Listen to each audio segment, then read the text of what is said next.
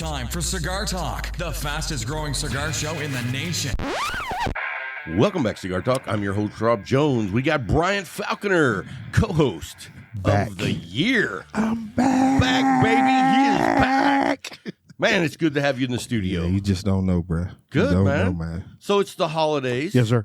And you're off until like next year. Dude. Next year. You know what? I'm usually not an envious man, but holy shit. I walked out of there last Tuesday and said, I'll see y'all next year. They was like, what? Dude, yeah, 2022. If I could do that, when I walked out, I'd be like, I don't know if you ever seen, what was that? Eastbound and Down? Southbound and Down? What was that? And, the baseball player, yeah, he comes walking out, and he's got a blazer on, he's got a cowboy hat on, and he's like walking like this, and he says, suck it. That's how I would be walking out if I was off for 2.5, 3 weeks. Yeah, you'd be walking out for longer than that. You don't know what I'm talking about? What was his name? Rogers. Something. Was it Kenny Rogers? He was a pitcher. You didn't ever see that show on HBO? No. Dude, that show is hilarious. I've never seen that one. I mean, redneck, out of work, has been professional pitcher goes home and is just throwing money around until he's completely broke. It has to come back. No, then he has to live with his brother and his sister-in-law. It's hilarious. Wow. That's the premise was funny. Right. I'm broke. Oh man, I gotta go stay with my brother now. But he never he always acted like he had money no matter what. Yeah. No matter he was broke, he was borrowing money, selling shit. He was still on that level. Right. He was like, I'm Kenny Rogers. Kenny Powers. Kenny Powers. Dude. Yeah. It was a great show. I can't believe you've never seen it. No, sir. Huh. I haven't. But evidently, I need to add it to my list. Yeah, you do. So let's tell everybody what we're smoking tonight. We're smoking a special stick. Yes, sir. This is the Patriarch from Tabanero. And it's like when you want to kick it up a notch. And I was actually scared to smoke one of these. Why? Because you pay $50 for a cigar. That's a tough buy for me because I'm a budget guy. Yes, sir. But, dude, I'm saying right now, I'll It's buy worth another it. one. Whoa. Maybe not today, not tomorrow, but I will. Next year. Yeah, next year in 2022. I'll buy one. Ain't nothing wrong with it, man. So how are you enjoying it over there? Bruh, I'm loving it. As you said, I had smoked one before, and I told you about it. You was like, I don't know, $50. I was like, dude, you'll love it. And guess what? You did. You know what I love? Oh, God. That smooth retro hell. Yeah, okay. Dude, it's the retro hell is creamy. You know what? We got to teach Corey how to retro hell. I was trying to teach him the other day. No skills. Zero skills. Was he choking? No. Like he was from He Kaufton? looked like he was holding a cigarette and and I was like, dude, are you constipated? Brief. Yeah.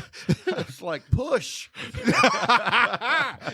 But no. Let it go. This is a cigar that you most definitely Dude, love. you need to practice over there while you're doing whatever it is that you're doing and try. Dude, how is that retro? It's beautiful. Beautiful. Like you said, you get that creaminess. I can still taste the mocha in the retro hell, too. And from a Maduro, Come on now. I don't ever remember having a Maduro that has a creamy retro hell. Nope. You know what I mean? It's like I've had some retro hells from dark cigars that were very good, but not creamy. Gotcha. You know what's funny is I got Casey Hatcher to retro hell, and she was like this. I'll show you what she did. Everybody's stuck. She did both of them. No, it was just a poof out of her nose, and it was so fast. But she was like, "That burned." Yeah. Let's know that's your first time. I said, well, you shouldn't have done it all at one time. You gotta let it go it's smoothly. It's a Yes. slow process. And so, anyway, Corey, when I tell a female how to do it, and she does it the very first time, and now we've been working on you for like 3 years. Oh my God. Don't say anything, Corey. Just let it go. Just let it go. Because he'll take it down that rabbit hole, bruh. Come on. Yes, look at him. just grab. Can I get a bite? So let's talk about what we're drinking tonight. Oh. I actually picked up a little special bottle. You know, I'm not a big Maker's Mark guy. Sir. But this was on the shelf, and it's the Maker's Mark Cask Strength. And it's good. It's surprisingly smooth. I expected it to be hot. It's 109.4 proof. And to me, it really hits the palate with a plethora of flavor. He said plethora. But it doesn't give you that like Booker's punch. Yeah, that's true. and I mean, granted that Booker's is about 18 proof higher, but I was kind of expecting this to be super hot. And it wasn't. It was not hot at all. It was very smooth. Although I did have to crack open the bottle of Eagle Rare because apparently it was too hot for Corey. You know, I've been saving that bottle for like 6 months, and Corey's like, "You got anything smoother?" Like, well, I was saving this for my dad's anniversary of when he died, but I guess. Dude, why are you doing that? Guilt. That just shows you how much we love the guy. Yeah, that's true. You know what I but mean? he didn't take it that way. I'm kidding. No, you're not. It wasn't my dad's death anniversary. It was my mom. See? You know what day that is? No, we don't. February the 13th.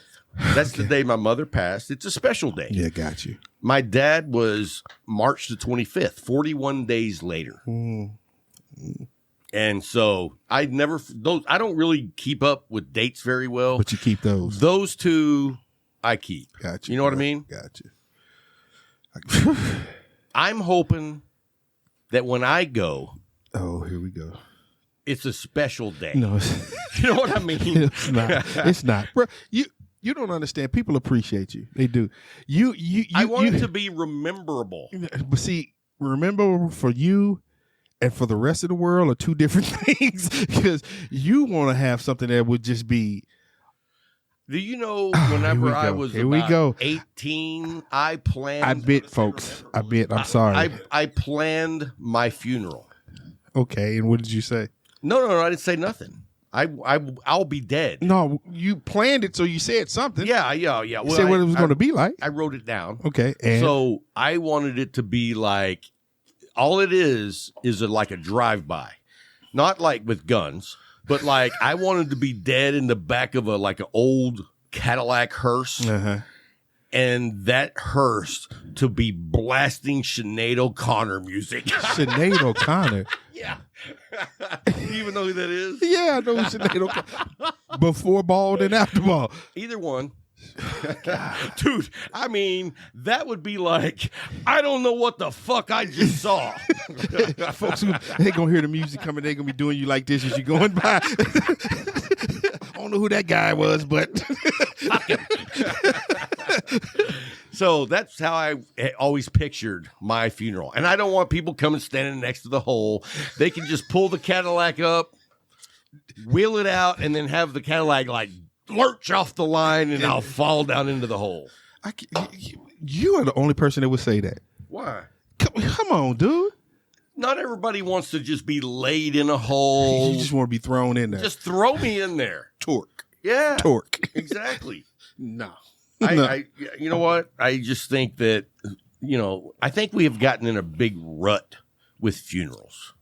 As in? They're all the same. Death is the same. I know, but let's liven it up a little bit. Oh, you want to be like a New Orleans funeral. You want a band going down the street. Right. Not worrying about the hole in the ground. Let's drive. So people don't want to go to a funeral. Bring it to them. I got you. That's somewhat. I have you. As far as I will say that I probably wouldn't bring that up, but this Maker's Mark is pretty good. Okay. Because he's going for glass number 3, not bottle, glass number 3. Whew, man. So, hey, let's talk about two of our sponsors right now. Two of them. Let's go with the first one is the Leaf. If you don't know what we think about the Leaf, then you've never heard this show. At all. Because we were there this morning, me and Brian, hanging out. It was afternoon. because I didn't get up till late today. I slept in. It was night. I'm on vacation, dude. I don't get to sleep in and when I say sleep in, I got up at 9. You know, that's sleeping into me. Because you're up at the crack of dawn any other day. I'm up before the crack of dawn. I'm squeezing in the butt crack. You know what I mean? Oh, my God. So, anyway, it's nice sleeping in. But anyway, the Leaf. I've spent a lot of time at the Leaf since I've been on vacation, and it's like, because, you know, back in the day, I was there almost every day. Every day. We both were. And, you know, that's not possible now. Mm-mm. And so when I'm on vacation, I'm like, hey, honey, I'm heading to the Leaf. And she's like, you know what she says? My wife says, well, I figured you would be. That's when you know you have a good wife. When she says, I thought that you would be. Where are you going? I already know. Oh, okay. Thank you. Can you open that door a little more? I'm still hot in here. I mean, it's getting hot in here. Yeah, no. Nobody's taking off their clothes, bro. I'm sorry. Nobody. So, we're early. Yeah, I did change in here. You got it bright in here. Man. Had to put on shades. Whenever I take my shirt off, you hear, bright. There goes the Great White North. Birds come out chirping. But they're wearing sunglasses. They're like, wait a minute, I thought the sun was out. No, Rob just took his shirt off. That's what we're seeing. Yeah. Hey, so the Leaf, go ahead and tell us a little more. Tell them where it's at, where they can find it, and in the show notes. He's going to say it's 11. You were here for that, weren't you? Downtown Abilene. Like you said, man, if you're within, it went from 30 to 50 miles now of the Leaf. It's the perfect place to come. Like today was my first day back in a while, and it was the same atmosphere, the same love, man. It was just like, where have I been all my life? You know what I think, though, when we talk about the Leaf? What's that? I think guys that hear it all the time, I think that they're probably like, yeah, we get it. No, you don't. The place you go to is great. Thanks for making mine suck. We'll talk to the owners. No. And you know what? I'm going to bring this up. Uh-oh. And I'm not going to name the shop, okay? But I went to another shop recently. Uh-huh. Dude, I was literally saddened by what I experienced. Okay. I go in, and I'm like, you know what? They always have something that we don't carry. Yeah. I was hoping for the Signature Series Christoph. Okay. But they didn't have them. But dude, the humidor was in shambles. I felt bad. And I was like, you know, I get it. When you have a regular clientele that doesn't give a shit.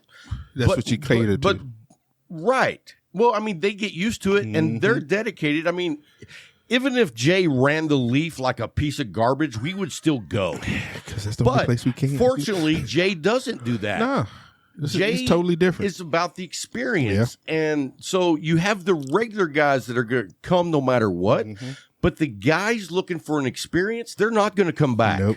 And it made me just saddened to see the great possibilities that aren't lost there. Yeah, that are lost. Yeah, and it makes you thankful that we don't have that. We are blessed. I mean, I don't know of an aspect of the Leaf that I'm like, well, I wish they wouldn't do that, or I wish. Well, you know what? There's a couple of people that they let in.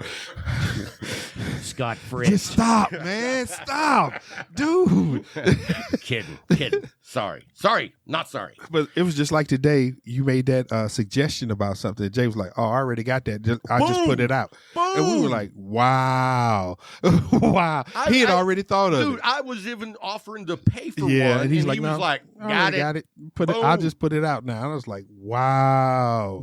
Wow. He's still thinking of the Leaf as if he was a consumer. Right. What would I want here? What would I like to see here? What would I like to do here? And I was just like, I love it, so man. Whenever I think of the Leaf and I compare it to all the other shops that I've been to or I go, it raises the bar so high. Oh, yeah. Because when you walk in the door, you grade them on what we have at the Leaf. That's what I do. I walk in the door, and if it's not, first of all, I want that atmosphere as soon as I walk in the door.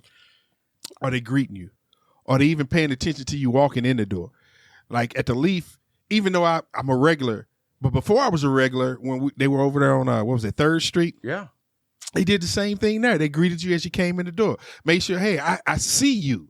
I see that you are here. Thank you for coming in. You know what? It's the little things. Yeah, that's what it was to Dude, me. it is the little things because anybody can do the big things. Yeah. But it's that commitment to the experience that they have that a lot of places don't have anymore. It's the ice. And I do know that I'm not saying there's not a lot of great shops because I there's some shops that I really like going to.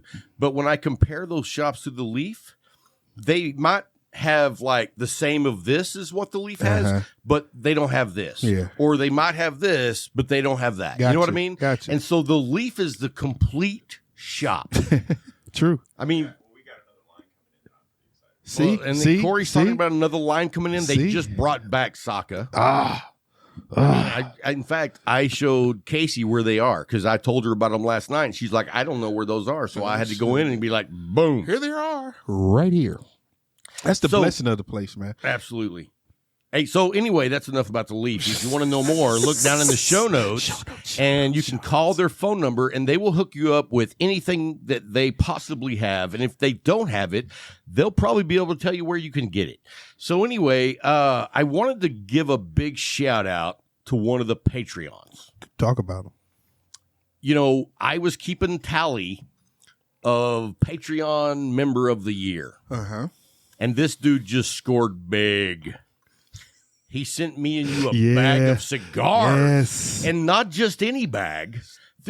Pull out that bag and tell everybody what's in that bag. Because there's some things that are missing. I sent a message to Zeka today, and I said, thank you for the best Christmas gift that I have gotten and will get this year. Because, like, dude, nobody could, like, pick me out a bag of cigars like this bag. The ALR Rocky Patel. That's, like, one of the very few Rockies that I love. What is that? Is that... Is that a payback? Nope. It's the Room 101 Limited to Ecuador. Oh, H-Town. And dude, I don't usually like Lanceros, but that's a larger ring gauge. Sir. Let me see that. I mean, that's like, as a Lancero, that's impressive. Oh, that's special edition right there. Yep. Dude, all these cigars are like badass. I've never even seen this one. Aguinaldo Salif. Oh, dude, I'm excited about that one. That one I've never had before. Here, take the stick back or I'll light it up. I will reach and grab it. And this is the one that JH for 7 years. 7 years. 7 years. And then where is the...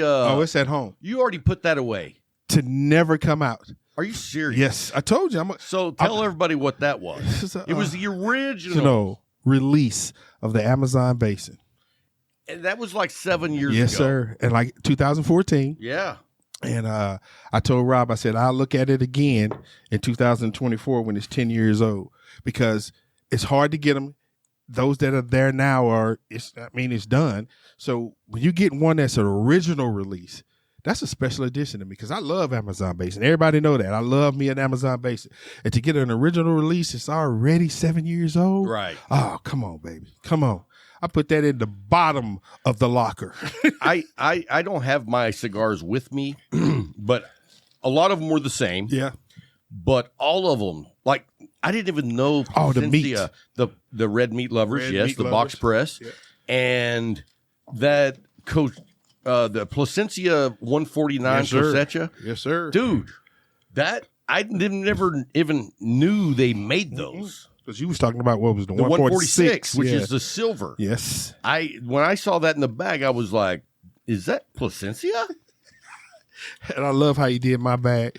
He had it sealed, and the seal said, if it's molested, Rob has been in there. And my bag said the Labuckian. The Labuckian. So anyway, you know what? Thanks, Zeka. That was Yes, sir. I'm telling you, it's the best Christmas gift I got this year. Man. I'm not going to tell Thank my you, bro. wife that, but you knocked it out of the park. Yes, sir. If Yes, I sir. owe you a little something, Don't go there. Brian's good for it. Nope. Don't go there. Anyway, no, we're not going to go there. Thank you. Not down there. No. So anyway, let's talk about McAuliffe cigars. Dude, McAuliffe is still hitting it out of the park. In fact, I was talking about them today with, was it you? Yeah, I told Corey, and you know, I don't want to bash on anybody, but there's a certain cigar lounge, and to me, when you go in their lounge, they don't have anything that I want to smoke. It's all like, you know, Cohibas General and issue. you know, Macanudo, Monte Cristos. Yeah. Not the McAuliffe, but then Monte they have the Cristos. McAuliffe. Yes, they and do. I'm like, if y'all didn't have the McAuliffe in here, I wouldn't even come here to smoke. I'm serious. They literally only carry like top name brand cigars that, you know, is the staple of the tradition, which I don't care for. Yeah, because you find so many jewels with boutiques. Why would you just? It's like pigeonholing yourself, man. Why'd you do that? Right. Because there's a, as you said earlier, a plethora. Well, I mean, I've never smoked a Cohiba that I liked. I think I probably smoked about 4 or 5. Okay. And, you know, I at one time I was young and I didn't know. And I thought, oh, hey, that's a $20 stick. I'll buy that. And I didn't know if it was good or bad because I didn't know what I was doing. But say now that you're grown. yeah, I mean, and I've smoked the $250 Cohiba. I have never smoked that one. It was a gift, and it came from Cuba. It was, I think, it was the Binky or something like that, Behinky or something like that. Maybe it was that dude that shot Reagan. I don't know. But anyway, Hinkley. yeah, I don't remember the name of it exactly, but $250. I thought it was a $5 stick. Wow. I was not impressed. Wow. But you never say that about the McAuliffe line, though. Dude, I mean, all day long. I mean, spin around and pick one of the cigars, and you're not going to go and get a bad cigar. Nope, you're not. And the thing about it is $4 to $42. 4 to 42. And a cigar for every palate. And you know what? If you have never done this, and I know the ambassadors are doing it or have done it, is make your way across the entire line. Yeah. But for a newer cigar smoker, I highly recommend that you do that because it is a journey in itself. Most definitely. I mean, you're going to cover the entire spectrum of what is out there, and it lets you learn the differences and what you really like. You're guaranteed to grow 2 levels of your palate. Going through that line. You are. Absolutely. You're guaranteed. And you'll understand a little bit more the nuances. And you can't say that about all cigar oh, companies. heck no. Because, I mean, let's just throw it right out there. I mean, if you were to smoke all of the Rocky Patel cigars, you wouldn't remember one from the other because there's a million different ones. Yeah.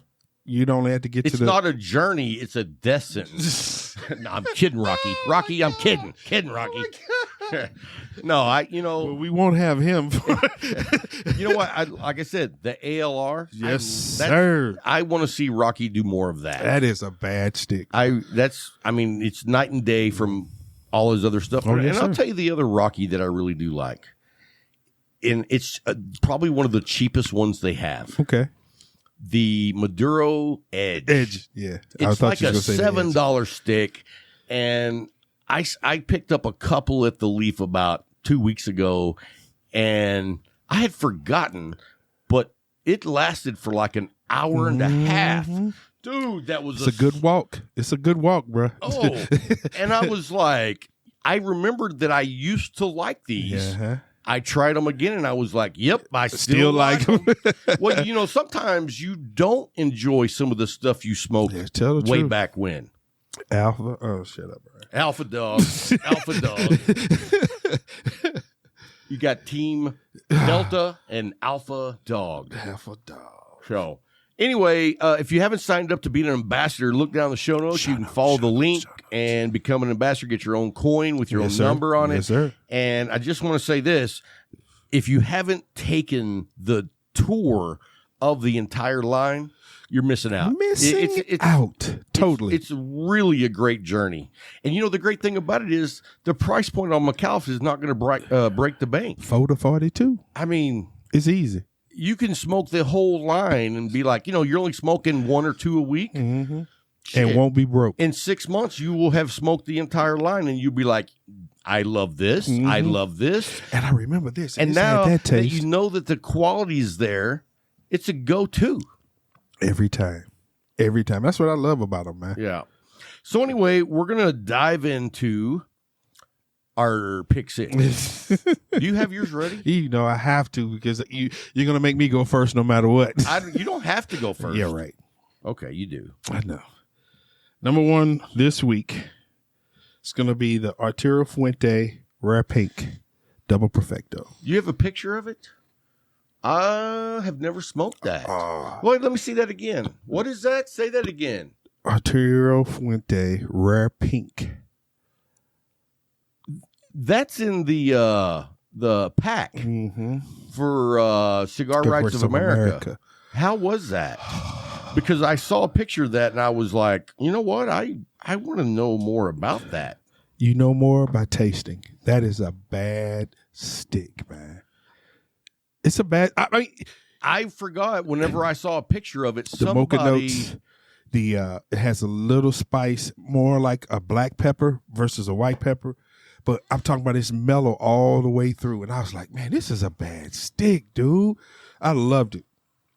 Number 2 was a blessing to me because I can't get it. And when it comes my way, I'm going to enjoy it. Roma Craft Wanderlust. So let's just break it down. What happened earlier today? I was back in the Havana room at the Leaf, and I see what he's smoking, and I go, what is that? Yep. And he says, it is what you think it is. Yep. And I was like, dude, where did you get that? I'm not telling. And he goes, hey, man, I got another one. You can have it. And what I say? He said, no, that's too rare and too good. I said, no, I got another one. You know what? And I appreciate that you would do that. Mm-hmm. But, even whenever I was in high school. We got to go back that far. This is how far back this resonates with my soul. Okay. So there was this girl named Dickie. No, I'm just kidding you. I'm joking. But no, like you remember, you smoked in high school cigarettes? Nope. Okay, I did. Uh-huh. And you kept them in your shirt pocket. Mm-hmm. And every Tom, Dick, and Harry would come around and bum a smoke. Mm-hmm. But what was the one rule? You don't take the man's last cigarette. And that was the one that you take and turned upside down. You don't even ask. Nope. Right. Like if someone says, can I get a smoke? You're like, I just got one. And they go, well, can I have it? You punch them in the face. Because it's like, you're not a man. You don't understand the rules. So that, I'm not going to take the last Wanderlust that you have. I was giving it to you. I understand. But I can't do that. Okay. That's a hell of a stick. Oh, I haven't had one of those probably in 3 years, and I passed up one because I would not do that. Well, I'll thank you later. Yeah, when you're smoking it, you'd be like, "Well, he didn't give me that one dog rocket. Yep, I had to throw out before Willis, which is literally 50 feet. 50 feet, couldn't make it. The last was a Crown Heads Series E. And that's what I was smoking when I came in. Yeah, let me see that. That's a Crown Head? Yep. Where did you get that? It was a blessing given to me. Well, I know, but who? Cigar. Nice. Very nice. Cigar. I've never seen that band. Mm. From here, it almost reminded me of Eddie Van Halen's guitar. The way he's looking. Yeah, show Corey. Doesn't that look like Eddie Van Halen's guitar? He was laying like that. Yeah, I was like... Play a banjo. No, we're not playing banjos. So that was my 3. Good list, man. Yeah. Smoking some good stuff. It is the holidays. Most definitely. Got to enjoy it. And, I don't know about you, but when I'm on vacation, I tend to ramp up the quality of cigars I smoke. Oh, okay. Do you? No. You smoke whatever, whenever. Whenever. See, during my normal weeks of just the grind, the routine. I have my go-tos. Yeah. And I pretty much, you know, there's probably like 8 or 9 different cigars that I smoke on a regular rotation. Uh-huh. But whenever I'm on vacation, I'm like, I deserve better. I deserve more. I need to step this up. Right. Because it's vacation. Yeah, I got you, bro. It's like great cigars elevate your time off. Yeah, I can agree with that. You know what I mean? Yes. And no, don't get me wrong. Sometimes I'm working my ass off and I need a stick that says, hey, man, good job. Yeah. You know, yeah, I do. He said you work your ass off. I know he's never seen it, but yeah, I mean, I get that. But like, if I smoked upper echelon cigars all the time, it's like it kind of takes away that specialty. Yeah, I got you. You know what I mean? Got you. To where when I get one like this, the Patriarch, I'm not smoking these every day. Nope. But on a special occasion, on Which vacation, is your vacation, right? I got you. I'm going to enjoy what I consider to be the best. So what were your 3 this week then? Because you know everybody's waiting for this this phenomenal list. Sure. First of all, right out the gate was a Padron 1926 natural. Here he goes. Now, have you smoked very many of the naturals? Nope, I haven't smoked very many, but you were smoking one. I smoked one this week. Yeah, and I smoked one. Was it Saturday? Yeah, Saturday when you were working. Dude, he was getting his ass kicked. Old man Bill walked in and was like, "Here, take my coat. I got to go help Corey." And I was like, why? And he was like, it's busy up there. And I was like, he's got it. This is when I was trying to figure out the decaf. Yeah. Corey's trying to make decaf coffee for Larry. And I'm like, dude, just pour the regular coffee in his cup. He won't know. He'll be bouncing off the walls. Which would be fun to see. No, so anyway, it was the, what was it called? The Hermosa? Anyway, It was. yeah, and it was I want to say it was like a 4-inch cigar. And then, the other one with the P was Yeah, and so I had never, or at least I don't remember the last time that I had smoked a natural. Okay. Like I always go for the Maduros. And dude, it was fantastic.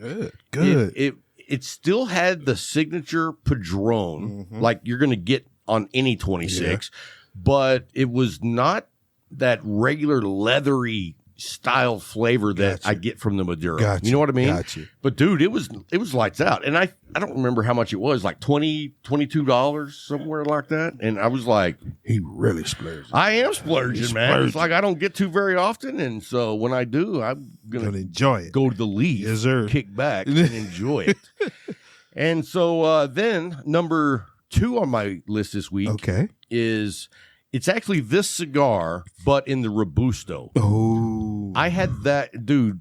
I actually enjoy the Robusto even more, but I've only had 2 in this size, which I don't know if this is actually called a Toro or something different because it's a little bit longer than most Toros. You know what I mean? It's like 6.5, almost 6 3/4. So I don't know if you would call that. Oh, Bryant has to pee. We'll be right back, folks. Hey, don't go anywhere. We'll be right back.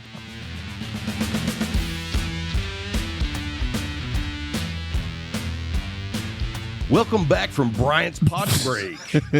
So I was in the middle of talking about the Tabanero Patriarch. Yes, sir. The Robusto. Yes, sir. Dude, that's how you know I'm on vacation. I smoked one of those with my coffee yesterday morning. Wow. Yeah. I mean, I got up and was like, I'm starting this fucking day out right. I'm starting this day. You know what I mean? Right. I mean, dude, when you light up a Patriarch first smoke of the day, the day's going to be good.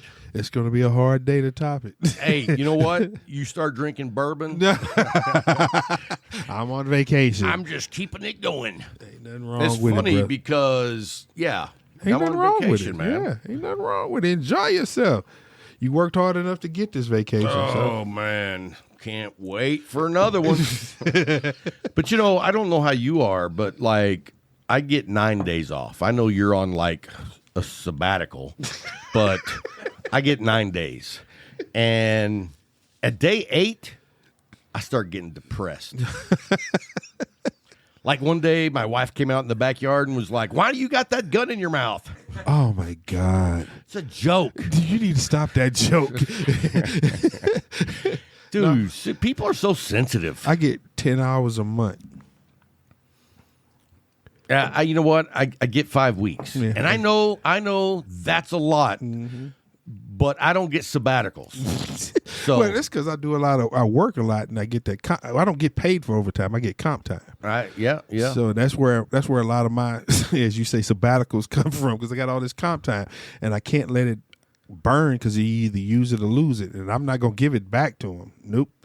I worked. I'm gonna take it. So. Oh no, 100%. I mean, I know guys that like don't take their comp time, Not and me. I'm like, hey, whatever floats your boat. Not me. I'm gonna use it. Actually, I'm like, can we siphon some of Yeah, that can you comp pass time it over to my me? way? Thank you. Because I will take all you will give me. I'll take it all for nothing, Alex. Right. So anyway, yeah, if you haven't tried the Tabanero Patriarch, you know, the gotta thing about try it it. is Yep. this one's $50, but the Robusto's 28. And like maybe that's why I like it better. But you know, for $28 you get to have the taste of a $50 Yes, sir. cigar. And you get to enjoy And it. I like Robustos 90% of the time. Yeah, that's true. Everybody knows you. I mean, you know, I went from the 660 to the 6x46. Yes. And so, you know, that's just where I am. And, you know, I know some guys that like bigger sticks. I know some guys that like smaller sticks. That was the setup. It was a setup, and I'm not going there. All right. So, Number 3. my number 3, and I think this cigar gets overlooked. People know it's good, but they pass on it more than what they should. Now I want to know what this one is. This is AJ Fernandez Dias de Gloria. Oh, heck yeah. To me, that's the pinnacle of AJ. You know what I mean? I got you. I mean, I'm a huge fan of what AJ does. I mean, I don't know any like real cigar smokers that have ever said I don't like AJ. I can't think of any either. I'm sitting there thinking, I was like, have I ever heard anybody say I mean, nobody? I've heard people say I don't like that brand or I don't like that brand, but I've never heard Not AJ. someone say I don't like AJ's work. That's correct. Because it spans every palate. Every palate. Even like guys that don't like the strong and bold, because he does a lot of bold work, but he does intricate work as well. And so, anyway, I think the Dias de Gloria is the pinnacle of his cigars for presentation. Now, I'm not a big fan of the box. Oh, yeah. The box is too big. Yeah. You know what I mean? You talk about that. I want a box that doesn't take up any more room than what it needs to hold the cigars, because my humidor only holds so many boxes. Yeah. So it has to sit by itself on the top shelf and nothing else can go up there. I don't like that. But shrink it. You love the stick, so you deal with it. You know what? I deal with it because I do really enjoy the cigar. You had a good list too, bro. Hey, thanks, a man. real good list. You started off trying to showboat on me again. No. But that's what Patron 1926. That's just because. But I understand, though. That's just because it's vacation. Yeah, you sold us. You know, if I'm going to pick the top 3, you're going to get your dynamites. And I mean, I could go on and on because it's been a good 2 days. Well, you do smoke 8 a day, so yeah, you could go on and on. I could do another 10. My goodness, 8 a day though. I sit back and I think about it, just like, man, after I get like 2 or 3 at the max in me, I'm done. And I'm sitting there looking at you, and you still lighting up another. I'm like, does this dude ever stop? You know the difference? What? Strength training. Strength training. He's strength training. Like this. You know? You keep going. Yeah. Just keep going. One runs out, put another one in. That's true, because I've seen you do that, especially at the old Leaf. We be sitting at that checkerboard table, the chess table, whatever it is, and he'd get rid of one. As soon as he put that one down, he's pulling another one up. I'm like, wait a minute, you just put a stick down. He said, yeah, I got to keep going. I'm like, dude here. I'm like a bolt action. I was like, man, but those are some good days, though, man. You remember that? Oh, dude, I do. And you know what? It's funny because I was telling a story earlier today about the old Leaf. You know what I mean? And it's like the old Leaf, like, you know how much we love the new Leaf? Yes. The old Leaf was, in essence, Cheers. True, because you walk in the door and everybody knew your name. Rob. Yeah, it was that. Man. Now, and I love that. Man. But what they've done now to elevate your experience, it's like night and day. Yeah. I mean, it's a completely different place because the old place was kind of shabby. It was just old, man. Shabby, old. It was just old. I was trying to be nice. That's why he moved, because that couldn't hold his ideas. Dude, how about the Havana room at the old place? The old there Leaf was mold. Wait a minute. The old Leaf is the Havana room. The size, the intensity, the environment. It's like you go to the Havana room, you don't want to leave. Right. You don't want to leave. Right. The old place, I'm going to tell you, and I've never told anybody this, Corey, but when I would bring special friends, like from out of town, to the old Leaf, and it was like, oh, we got to go back in the Havana room, you know? It was kind of embarrassing that there was these stains on the ceilings from like 1962. But you know what? It was still like when it wasn't having guests over, it was just home. It was wild because at one time Jay tried to replace those tiles, and then they got stains in the same spot. Like, did you do it? He's like, yeah, I replaced them. He looked at him like, but then they look the same. Same stain, same drip, same spot. But it was that couch, and man. that ceiling was probably like 8 feet tall. 8 feet tall. And then Larry used to walk in there and be ducking me.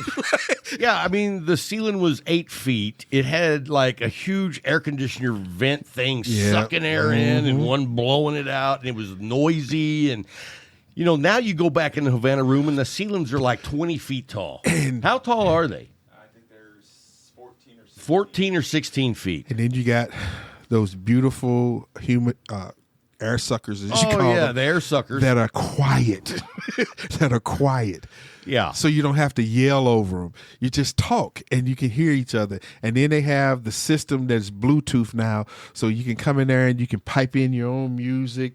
And you're just sitting back there, you're like, unless Larry's there, because he takes over. He comes in there and it's all his music. But Larry's like, he go the gamut. From country to everything except for rap. He ain't gonna play no hip hop. He's not. Hey, really? No, because he ain't into that. He's not. Really? But I love everything he plays except for the country because it hits everything that I've heard as a kid growing up. That's just like when Junior came in there. When Junior came in there, this dude had a library of music that was so large, and you say like, I know he doesn't have this, and you just come up with a wild name of a song that you heard like when you were in the 5th grade. Oh, I got that. And he pull it up. I'm like, dude, what don't you have in here? He's like, man, I work outside. He said, all I do is listen to my music, so I got to have a large, and he was in the car group, and he said there's certain things we have to play for that. I just looked at this dude, I said, man, this is crazy. But it was great. You know what I'm saying? Because you got everything. Right. That's the atmosphere, the environment that every cigar lounge should get. Not just the Leaf, but every cigar lounge should get. That's one of the things that, I mean, even for the Leaf, they make it to where you get to do what you want to do, because you can go back in the Havana room, link up your phone, and play the music you want to listen to. You want to listen to. And then, like, you should have seen 3 TVs. Hey, you should have seen Joel's face back there in his little corner one morning when I put on Cypress Hill. He did. He looked up like, what is that? Who's playing that? And he looked at me. I was like, nope. I pointed right to Rob. And he just had this look like, Rob? He said, yeah, that's Cypress Hill, baby. That's our time. Yeah, that's our time. That was growing up, man. Yes, and so, but anyway, you know, Joel comes strolling in this morning. You were there. Yeah, I was there. Did you hear me ask me, hey, have you ever been like dressed up like Santa? Yeah, he said, no. I was like, dude, you would make a hip Santa. Nope, not going to do that. He's got a white beard. He's got white hair. He wears it in a ponytail. You can He see wears Joe glasses. but he'd be that. What was that movie with what's his name that was in Monster Ball? Well, that doesn't help me. Billy Bob. Bad Santa. Was it Bad Oh, Santa? no, that was Billy Bob Thornton. Yeah, that's what I'm talking about. Oh. Wasn't it Bad Santa? That's who Joe would be. Come on over here and let me get off my lap. Damn kid pissed on me again. I can see him saying that, man. Everybody go. Santa's done. Hey, so let me ask you this. Do you watch a lot of Christmas movies during the season? I have to. Do you? Yeah, my wife is. That's her thing. Dude, let me tell you something. You think it's your wife's thing. It's not. Whose is it? My wife, Oh. I think she squeezes in about 30 Christmas movies a season, if not more. My Every wife too. time I walk through the living room, I'm like, I don't even know that one. And then I find new Christmas movies because I like to watch. I'm a movie man. I like to watch. I've never seen that one before. It's a Christmas movie. Then she sit down. Right. If it's an action movie, she'd leave. Nah. But I said it's a Christmas movie. She sat down. I was like, but you don't like what I like. She said, I want to see this. You said it was a Christmas movie. I shouldn't open my mouth. What about the Christmas movie that's Die Hard? Yeah, that's a Christmas movie. I know, to but me. does she see it as No. She Yeah. sees it as an action movie. It is an action movie. But it's a Christmas. It's a Christmas movie. Mm-hmm. It's a Christmas movie. She's like, no, it ain't. It's action. It's like, no, this is a Christmas. I mean, it starts out. Christmas. I mean, he's in town to deliver a gift. And he goes to And meet he his makes- wife where? And he makes sure that gift gets delivered. Yeah, he goes to see his wife where? At a Christmas party. Right. It's all about Christmas. Yeah, I agree 100%. It's a Christmas movie. Yippee-ki-yay. I love that movie, man. Boom. So, have you seen any Christmas movies this year that you hadn't seen before? Yeah, I saw one. It's a And was Christ- it good? It was good to me. It was good to my wife. So Okay. it was called Throwback Christmas. It's a weird Christmas movie, but it's about a girl and her husband is a butthole. And she's going through all this crazy stuff. And then she meets a guy that she went to school with because she was a cheerleader and he was a nerd.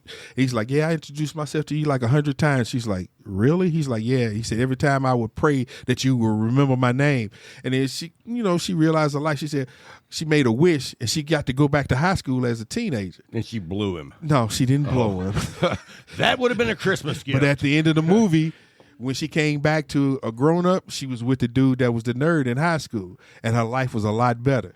And so it was like she went back in time. yes, And then had a completely different life. totally different. She remembered his name, and dude was like, Now, was she married at the time? yeah. And the dude she married was her high school sweetheart. So when she went back and did dumped not him, date that dude. Nope, dumped him and went with this dude. What a And- whore. No, What a whore. this dude called a whore She had a commitment. in the future. Right. She was back in the past. She's like, I don't want that commitment. But She made a change. if you went from the future to the past, you still made that commitment. No, she just made a different choice. The choice was still there. She's like, okay, I can go with dude, but I know the outcome of this one.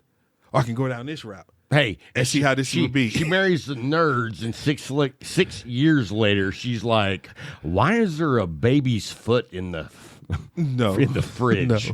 No. No. This dude said a baby's foot in the fridge. It's like, no. Damn, we're changing our kid's name to Stumpy. No, it's not like that. It was a good movie, man. It was a look. I think it would be fun to take a movie like that and twist it in the end my God. to where people are like, Oh my God. "That was a Halloween film." It's supposed to be Christmas. They were doing a lot of killing this Christmas. Ho, ho, ho. I was watching something, and they had a Santa Claus. He said "ho ho ho" about 7 times. The lady was like, "There wasn't that many hoes in Christmas." Apparently, you didn't go to the same school I did. I was like, "Wow!" But man, Christmas, I get the understanding of it. It's just like it's so melancholy. You know what? The the movies. You know the movie I love, the one with Chevy Chase? No, the old dude. Well, that could be a lot. No, of it's an different- old movie. The old dude. Where he went back in time too. Nicolas Cage. No. Yeah, no. Jimmy Fallon. Give me something to work with. Oh, Jimmy Stewart. Stewart. You're talking about It's a Wonderful Life. Yes. Okay. That's a good movie to me. That is probably that's one a of good the movie to best me. Christmas Oh, movies man. of all time. You know, Man. but originally it was actually released in July. It wasn't released in Christmas, and it was a flop because it was released in the summer. Oh, because it was all about Christmas too. Right. Yeah. But it wasn't released as a Christmas film. It was It was released in just the the summer. story of a guy, figuring out who he was and what was important to his soul. Yeah. And it was a flop. But now it's Wow. become one of the greatest of all time. It's a cult classic. Yeah, man, that's my wife's favorite Christmas I love movie. that movie, man. I do. You know what my wife's favorite movie is? What? Coal Miner's Daughter. You ever seen that movie? No. Do you know who that movie's about? Yeah. Loretta Lynn. Mm-hmm. And I can't watch it. I mean, you think Labuckians talk away? She was talking that way, way. Aborigines. Abba who? Aborigines. Where's she from? You know, the Appalachians. Oh, Appalachians. So she said yeah. Appalachians. I think it's called the Aborigines. Okay. Maybe. If you're from that area, let me know. I could be completely wrong. Don't get mad at them. Aborigines could be like those people that live in the middle of Australia. Those are Aborigines. Okay, well, we're getting close. we're getting closer by the minute. I missed this, man. I did. I missed this, man. Oh, dude. He said coal miner. You know what my favorite movie is? Usual Suspects. Oh, that is like in my top 5. Usual Suspects. Number 2 is the Godfather series. I'm down. That's in my top 5 as well. So my 2, man. You don't have 5? No. Wow. I love everything after that, but those 2, if they're on, leave me alone. Yeah. Don't come talking to me. I have probably about 10, 15 films that if I walk through the living room and it's on, it's over. It's over. Sitting down. Yeah, I'm done. I got Everything else something is to over. Drink, and I'm like, I ain't seen this in a while, and then leave me be. Oh, yes, man. So, I mean, have you seen The Town? Yeah. That's one of mine. That's a good movie. Heat. Oh, yeah. Yeah. What's the Doc Holliday movie, Tombstone? Tombstone. Are you a fan of that? It's all right with me. It's all right with me. I didn't know if I like cowboy Do you? movies. Yeah, I do. Okay. You know, not everybody likes a Western. Yeah, I do. And I grew up on the old Westerns, like with Clint Eastwood of the Yeah. outlaw Josie Wells. That's probably the pinnacle. Like, if that's on, I'm done. What about Good, Bad, and the Ugly? It's okay. Okay. You know, that was more of the spaghetti Westerns, and I enjoyed that, but when he moved on from those, it really got more Outlaw depth. Josie Wells, I Yeah, got you. Outlaw Josie Wells, Got you. dude. Got you. Oh, High Plains Plains Drifter. Drifter, yeah. That's another good one. I mean, Paint the Town Red. I've never seen that one. He has the city paint the entire town red. Wow. He's there to save them because he's a gun hand. And they've been tormented by these criminals. But what they don't know is when he was an innocent man, the whole town, like, kicked him out. They, like, beat him up and tortured his family. And he comes back. To save him. No. Oh, to get his revenge. To fuck him. So they painted the whole town red. Oh, my gosh. Oh, my gosh. I mean, and it was like throughout the movie, they have flashbacks of like when someone was beating him with a piece of wood that was on fire. Oh, my goodness. But they don't recognize him. I got to find this movie. Dude, great I got to classic. find this movie. You know, and Give me your last 2. it's hard for me to actually rank them because I have like 15 of them. But if I'm walking, Braveheart. I'm walking through the house, Braveheart's on. I'm not that. I'm down. I'm not that gleaming over Braveheart. Okay. I liked the movie. I liked the premise. It's just I'd walk through and see that and keep on going. Okay. I mean, that's fair. Yeah. You know, to me though, it was just brutal. Mm-hmm. It was barbaric. Mm-hmm. It was the essence of what men were back in that time period. Yeah. I mean, there was no guns. No. It was you and your sword or your hammer or your pitch axe, whatever you had, and it was war. Yeah. And it was really cool, too, though, the way that he had military experience or plans that outmaneuvered the enemy when they had way more soldiers. Mm-hmm. You know what I mean? When he dumped all the hot tar in the fields and then caught it on fire while all those guys were in it. Mm-hmm. Well, that wasn't fair. That's not how we do war. That's war. Right. War's never been fair. And then when they had him on that cross and they were torturing him, and he was like, I'm not going to say I'm sorry. Nope. Not saying Keep going. Keep it going. I imagine that in today's world, if you had that cross, you would put Dave Chappelle on it, and he would say, I'm not sorry. Nope, I'm not sorry. Nope. You can rip my ball sack off. And I'm still going to say, transgendered. I'm just saying. Okay, now give us your So last. I mean, and all that's in one film. Got you. And the ruthless ruler dies knowing that his son seed is not in his wife, but the bad dude that he hates. That's the seed. Yeah. I mean, and the woman leans down and whispers in his ear, and you can just see him like having a stroke as he's going. Right.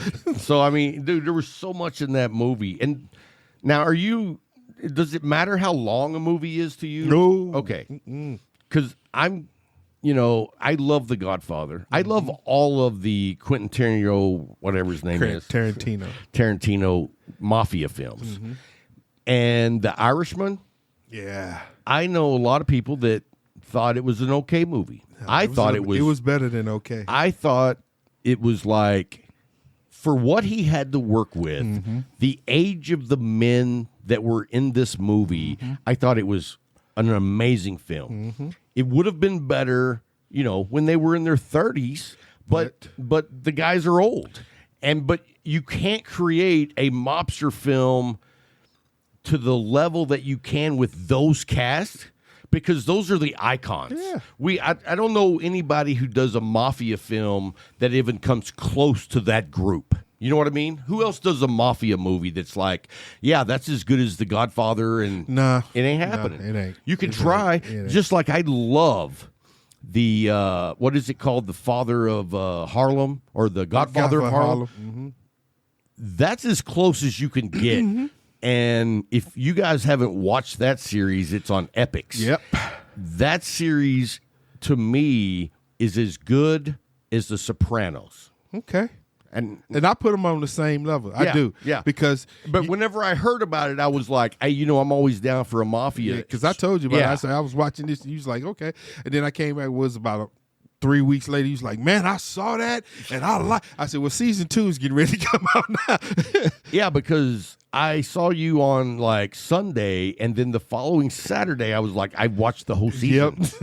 So season 2 is getting ready to come out. And it was tough. Now, I think season 3 just came out. I have not watched Me it neither. at all. I haven't seen it. I want to wait till it's all done. That's how I like to watch it all the way through. I don't like waiting week to week. I can't stand that, man. And what's funny is they spoiled us with that releasing it all at once. Yes. And we could just binge it. And then they were like, oh, well, these people are canceling service as soon as they're done. Yeah, so we got to so now spread they it space them out. But I just don't watch. No, I just wait till you get and it then all when together. they end, I'm going to binge it all. And then cancel.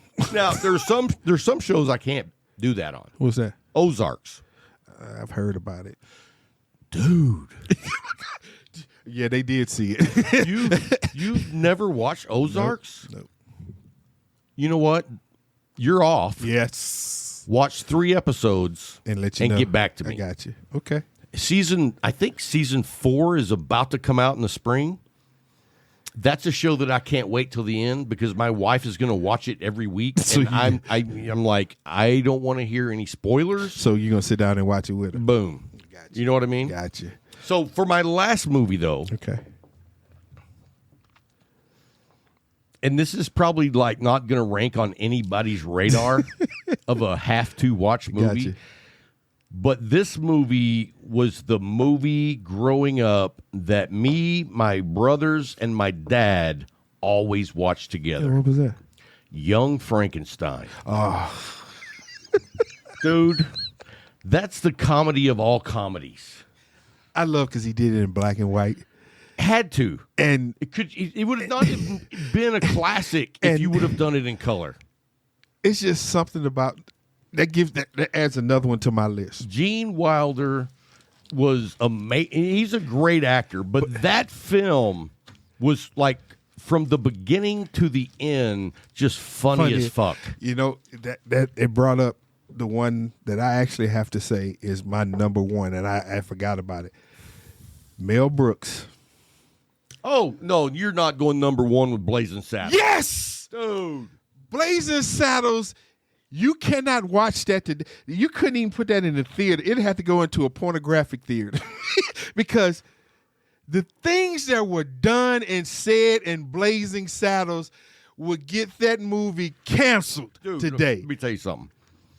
I saw that film as a kid Me too. with my parents Me too. in the South. And my in mama, the South. my mama told me, "No, you got to go upstairs. You got to go upstairs." And I sat there on the steps and I kept peeping over.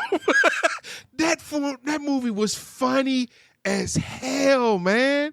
And you From know, the beginning to the end. And the thing about it is, you can, but you know what? You can still find it. Oh, I got it. I got it on DVD. Okay, but you can still find it like even renting, which is what I like. Yeah.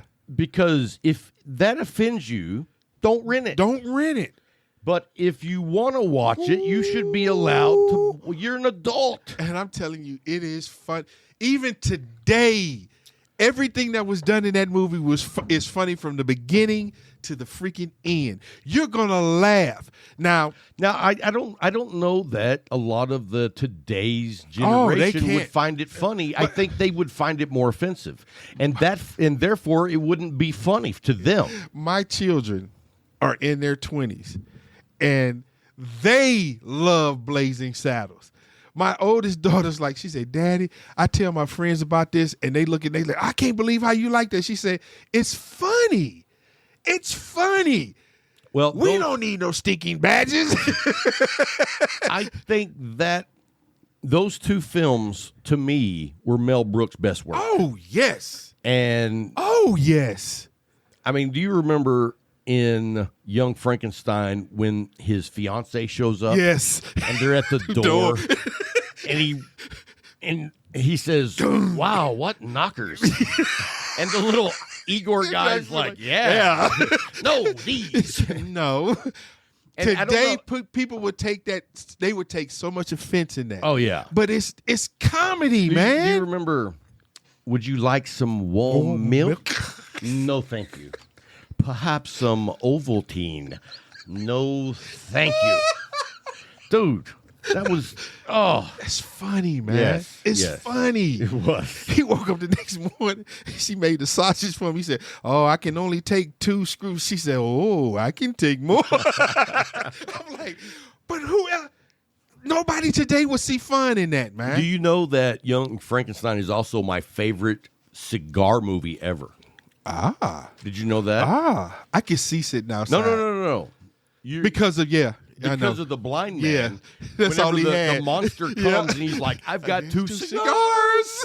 And he gives the monster one and he holds it and he catches the dude's thumb on fire. That is funny, man. Dude, I mean, you can't even go there these And then what days. was the guy that was Igor with the one big bulging eye? Oh, he was Igor. What was his name? Oh, I don't know his real name. I call him Abby Normal. I don't even want to go there.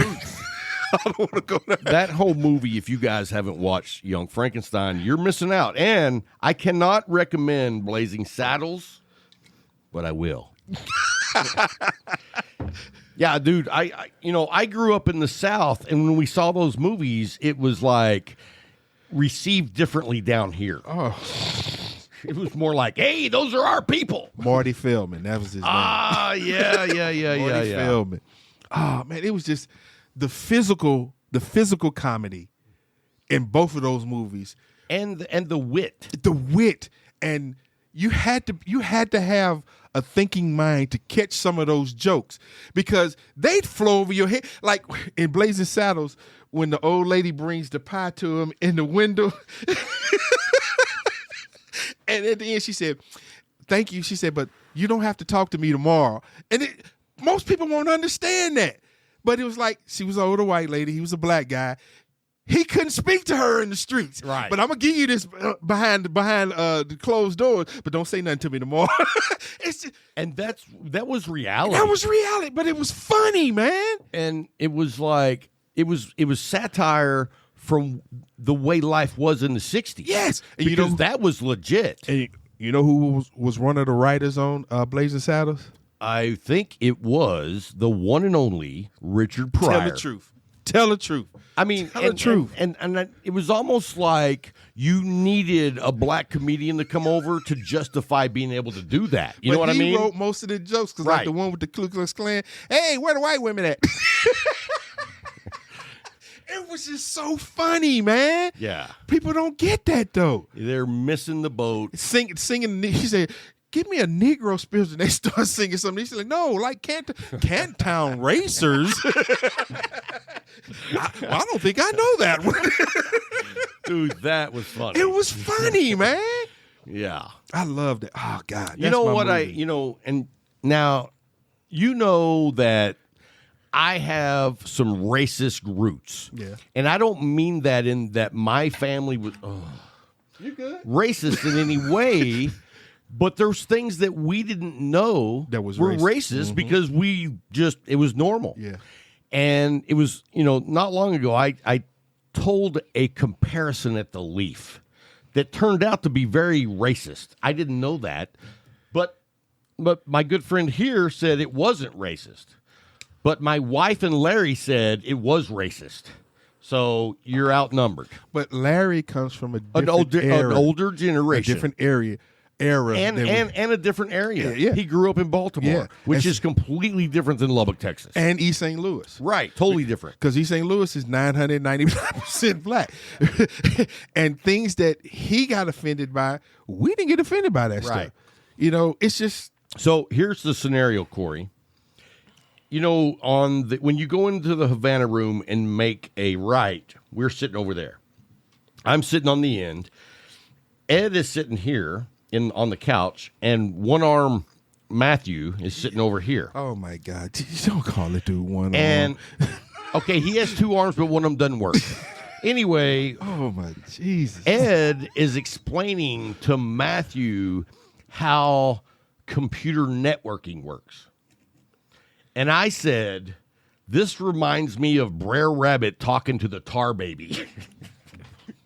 Now, those of us that have seen the Brer Rabbit, we understand what you're talking about. Right. It was like and then my wife says tar baby is a racist reference, but that's not how I saw it in the movie.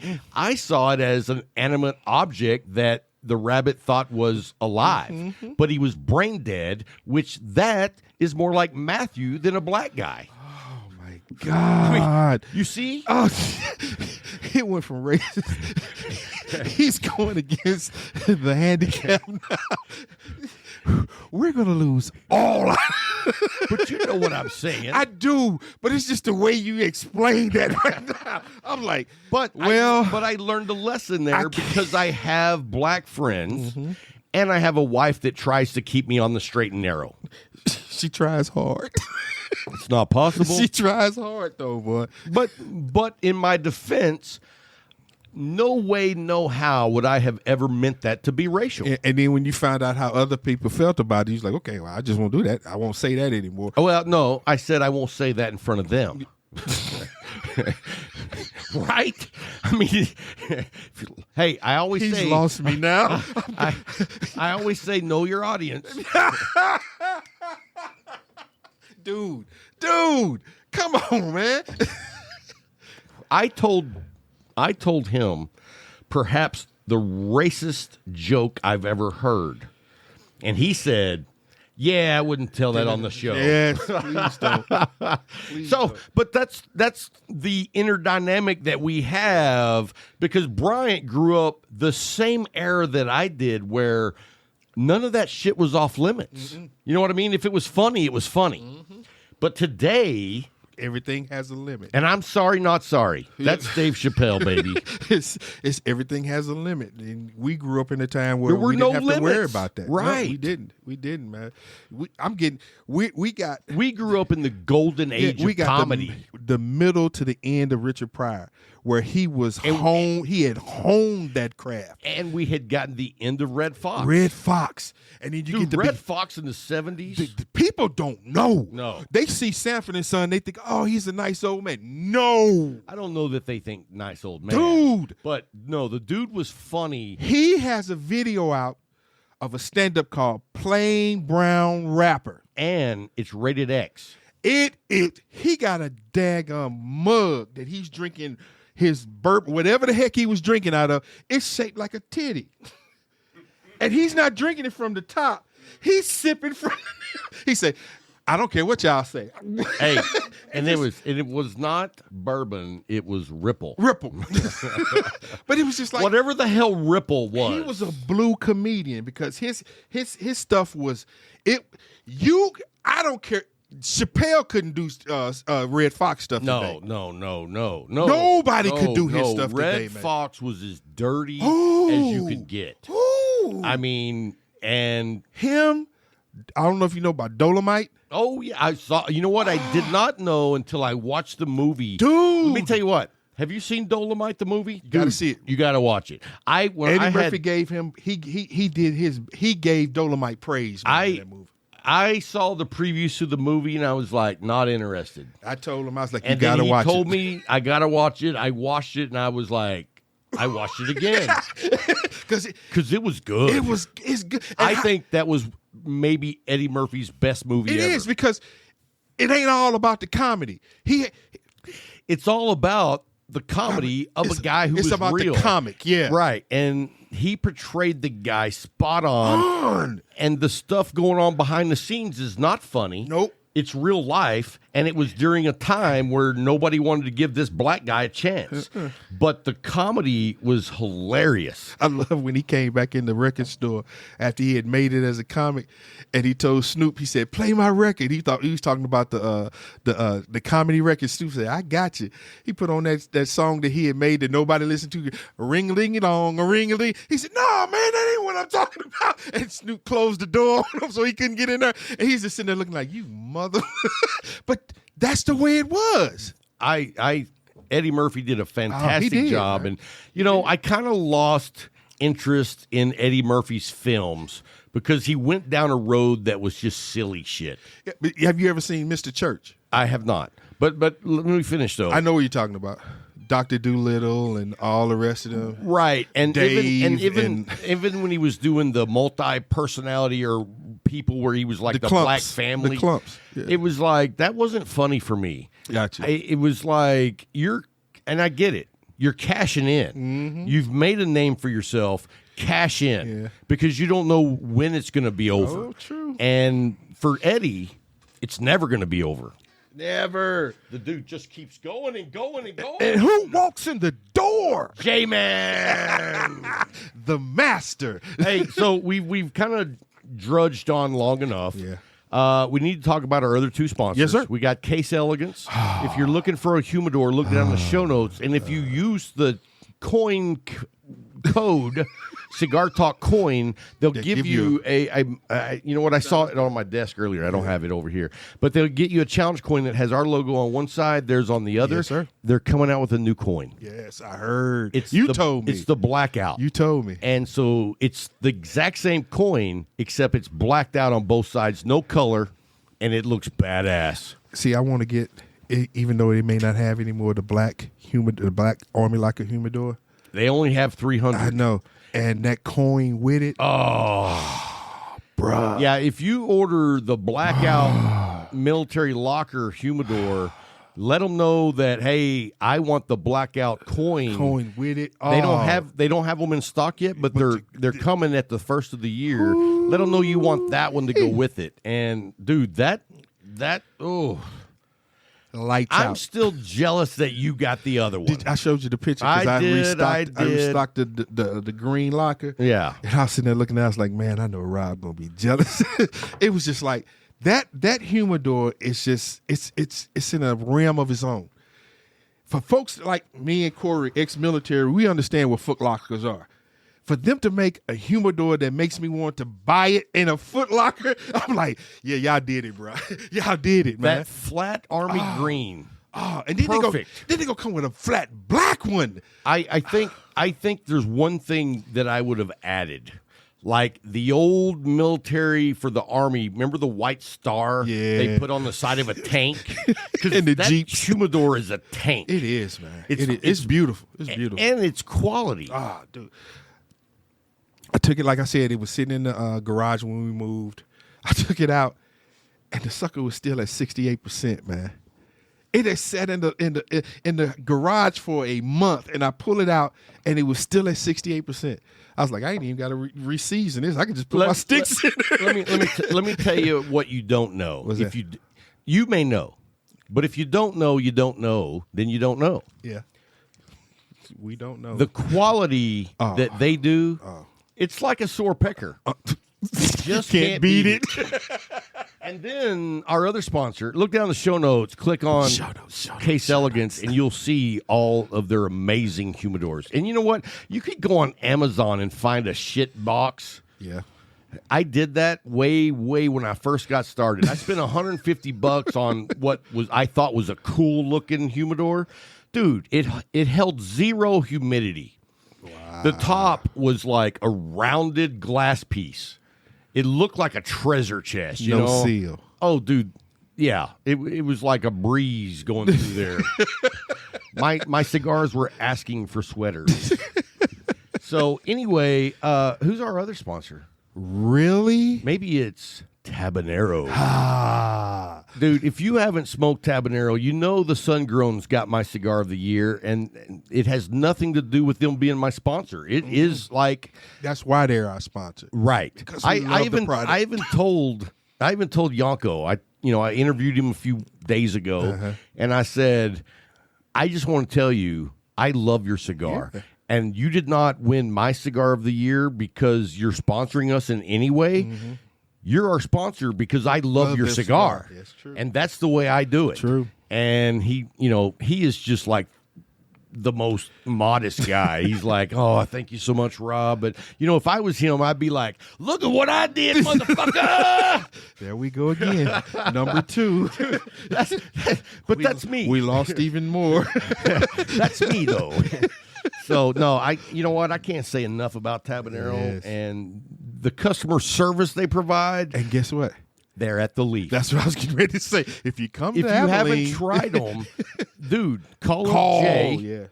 And when you call the number that's in the show notes, ask for Jay. Say, hey, is that Jay guy there? Because you know what? 90% of the time, dude's there. 99. We were talking about that in the Leaf this morning, me and Corey, about the lifeline of the shop is Jay and Scott. Yeah, I was sitting there. I forget you're with us sometimes. Anyway, that was racist. It wasn't dark in there. That was racist.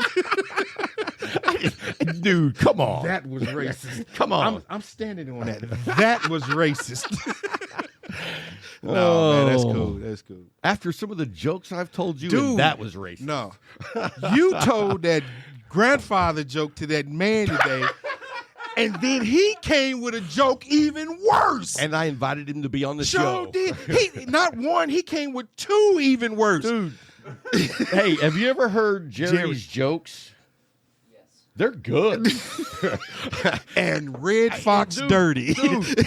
I was like, wow. You know what I loved about his jokes is he's old school, the way people used to tell jokes. He painted the whole picture. Takes you on a journey. Yes, the whole picture. People don't tell jokes like that anymore. And that's why I stand by the grandfather joke. Man, your brothers told you not to tell that joke anymore. That's true. That's true. Jay, I told both my younger brothers that I had started writing some jokes. I told them the first one, they loved it. Told them the second one, they loved it. I told them the granddad joke, and they were like, you should never repeat that to anyone. Ever again. And I was like, that's how I know it's good. Because they're not funny. So, well, hey, man, I hope you enjoyed the show. We're so glad to have Bryant back. Yeah. It's good to have you. Yes, sir. You know what? There are no other shows that are like the shows that when we're together. Yeah. And that's why I brought lube. And that's why Corey is over there. You can use that all you want over there. Fire up the dueling banjo. Nah, but anyway, man, I've had a great time. I hope you guys have enjoyed the show. And until next time, keep smoking. Boom.